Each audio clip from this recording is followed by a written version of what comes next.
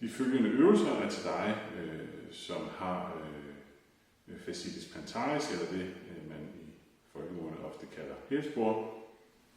Til denne øvelse tager du fat om forfoden, trækker tæerne op mod dig selv, så du får et stræk under foden her.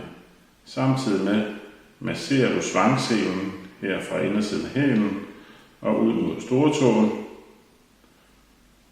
Masser stræk i foden i 10 sekunder. Derefter tager du 10 sekunders pause. Og så fortsætter du igen 10 sekunder. Og 10 sekunders pause. Det gør du 10 gange 10 sekunder, 3-4 gange om dagen.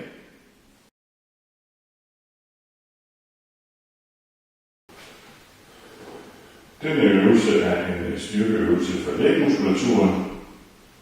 Stå med vægten fordelt lige på begge ben, hvorefter du løfter dig op på tær.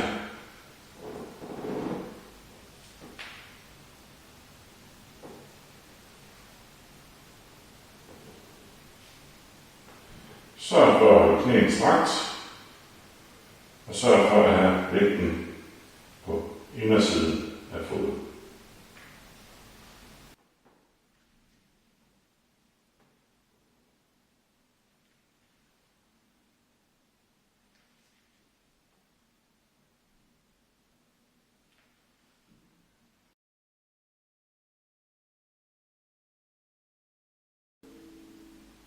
Stræk bristen og have elastik om forfoden.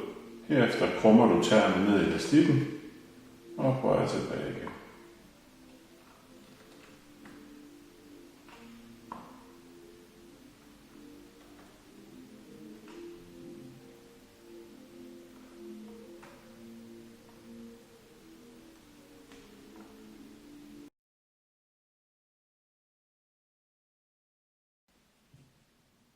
For at strække storetåens bøjesele og svangselen skal du sætte foden op mod en væg.